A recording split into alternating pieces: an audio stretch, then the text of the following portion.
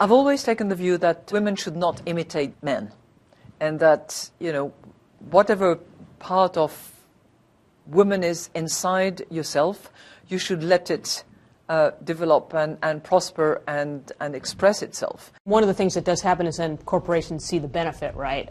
It's good for the bottom line. It was Voltaire, the French philosopher, who used to say, if a banker jumps out of the window, follow him, there is money to be made. If you look at those companies that really focus on women at the moment, many of them are bankers.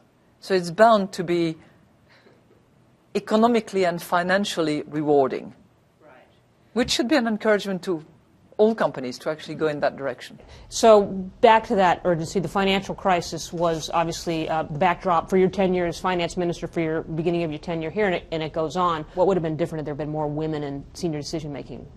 When I say that the crisis might have been avoided, or certainly would have been different if there had been more Lehman sisters than only Lehman brothers, I think that women tend to have an acute sense of risks. Where are the risks? How can they be assessed? How can they be anticipated? How can they be prevented? I always am cautious about overgeneralizing, but I think it's a fact that is now more and more empirically demonstrated, that the risk-taking profile of a woman is different from that of a man. And in that sense, I think that the crisis would have been different. With that backdrop, what will change if women ruled the world? What would the world look like? How would it be different? My hope is that it would be better balanced, because the group will be better balanced itself.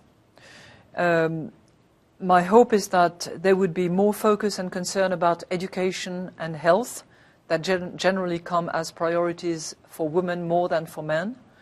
My hope is that there would be more peace, because we bear children, and I think the thought of taking them to war is something that is more frightening to mothers than to fathers for some strange reason.